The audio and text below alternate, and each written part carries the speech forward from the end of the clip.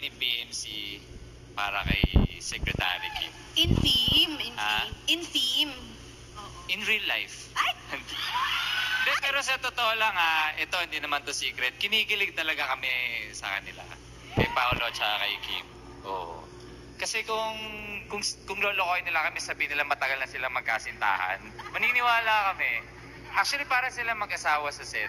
Yung pagiging comfortable nila sa, parang lang kanta na. Okay. Ito to.